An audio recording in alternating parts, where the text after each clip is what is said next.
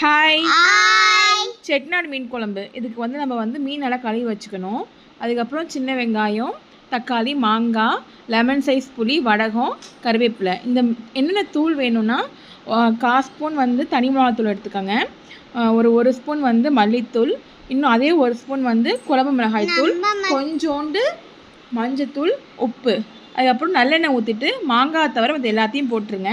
First நம்ம அந்த கறி வடவத்தை போட்டு நல்லா வதக்கிட்டு அதுக்கப்புறம் தக்காளி ஜாமான்லாம் போட்டு நல்லா வதக்கணும். பூண்டு சொல்ல மறந்துட்டேன். பூண்டையும் போட்டு நல்லா வதக்கிட்டு புளி கரைச்சிட்டு இந்த தூள் எல்லாமே இருக்குல்ல அதை போட்டு நல்லா மிக்ஸ் பண்ணிக்கணும். மிக்ஸ் பண்ணால் நம்ம குழம்பு ரெடி. நமக்கு எவ்வளோ குழம்பு வேணுமோ அந்த அளவுக்கு தண்ணி ஊற்றி நல்லா ரெடி பண்ணி வச்சுக்கோங்க. இந்த செட்டிநாடு மீன் குழம்புக்கு நம்ம தேங்காய் அரைச்சி ஊற்ற மாட்டோம். நல்லா மல்லித்தூள் கூட கொஞ்சம் எக்ஸ்ட்ரா போட்டுக்கோங்க. ஆனால் கொஞ்சம் தண்ணியாக வச்சுட்டு நல்லா வதங்கணும்னா எடுத்து ஊற்றிடுங்க. நம்ம எப்போ மீன் போடணுன்னா இந்த குழம்பு வந்து நல்லா கொதித்து வந்தோடனே மீன் போடணும். அதுக்காக கொஞ்சம் உப்பு மட்டும் கொஞ்சம் எக்ஸ்ட்ரா போட்டுக்கோங்க. ஏன்னா உப்பு கொஞ்சம் தூக்கலாக இருந்தால் தான் மீனில் இறங்கி கரெக்டாக மீன் குழம்பு கரெக்டாக வரும். நான் மீன் குழம்புக்கு மூடி கண்டிப்பாக போடாதீங்க. ஏன்னா புளி சேர்க்குற எல்லாத்துக்கும் மூடி போடாமல் தான் பண்ணால் தான் நல்லாயிருக்கும். பச்சை வாசனை ஈஸியாக வெளியில் போகும்.